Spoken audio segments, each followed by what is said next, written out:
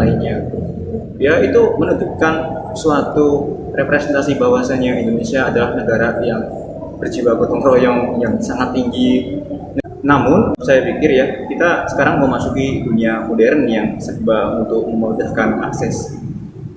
Memasuki dunia modern di saat ini itu, ketika kita ingin memecahkan suatu masalah itu, kalau seorang itu memiliki daya kecerdasan atau kepintaran, kreativitas yang tinggi, dia cenderung untuk mencari dan terus mencari dalam rangka memecahkan sebuah masalah. Sekalipun itu tanpa ada yang ingin menolongnya. Misalnya, saya ingin melamar kerja tanpa punya kenalan. Di zaman sekarang itu bisa, dan apapun kita bisa untuk memecahkan sebuah masalah tanpa harus mengikuti budaya Nusantara yang gotong royong. Dalam hal ini gotong royong. Kan budaya Nusantara itu juga banyak yang baik selain gotong royong.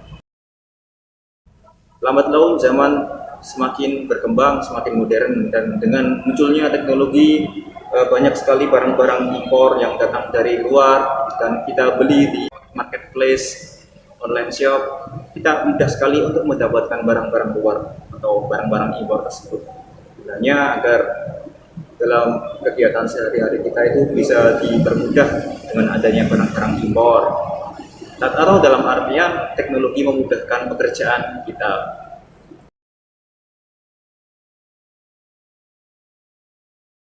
Dengan adanya dunia modern, sedangkan masyarakat kita adalah masyarakat yang mempunyai budaya gotong royong yang sangat tinggi.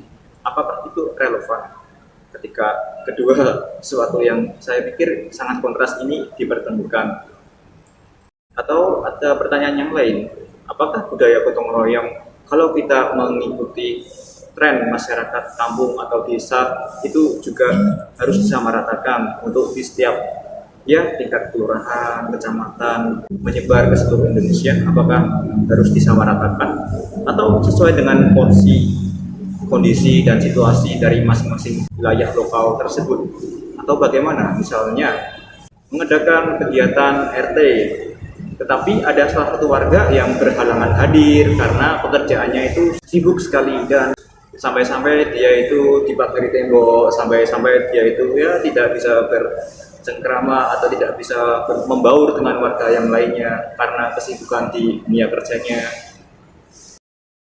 Kalau kita pikir kembali, apakah orang yang seperti itu bisa iuran tenaga atau bisa menyumbangkan tenaganya untuk misalnya ikut kegiatan rapat RT atau kegiatan gotong royong atau membantu kegiatan-kegiatan kampung yang lainnya? Apakah hal demikian itu harus disamaratakan? Mengingat kesibukan dari personal masing-masing individu itu juga berbeda-beda, dan itu kan ya mungkin hak asasi manusia sih. Kamu milih pekerjaan yang bagaimanapun ya itu terserah kamu, kan tidak harus menuntut untuk bekerja yang tipe pekerjaannya sama seperti itu, kan tidak ada yang harus menuntut.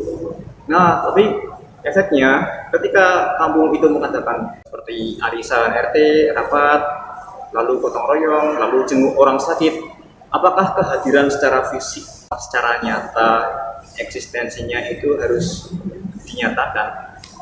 Apakah eksistensi orang tersebut bisa diwakilkan dalam bentuk iuran, dalam bentuk ide, sumbangan karya, dalam bentuk legasi-legasi, dalam bentuk yang lain?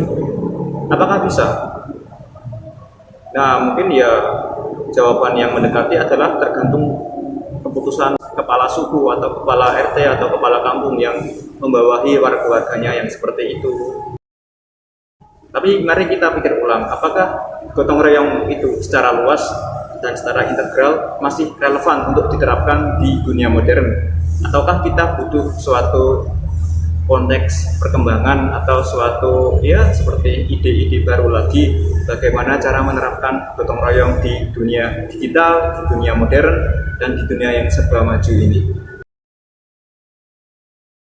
Ya, sekali lagi, dunia modern dan dunia tradisional ada beberapa titik-titik yang keduanya kalau dijalankan bersama-sama itu akan saling bentrok.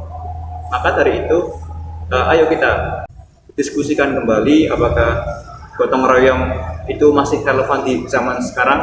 Kalaupun masih relevan, dalam bentuk gotong royong yang seperti apa agar gotong royong itu bisa diterima di zaman modern yang serba maju, serba canggih, yang dimana teknologi-teknologi itu masuk dari luar menuju ke Indonesia.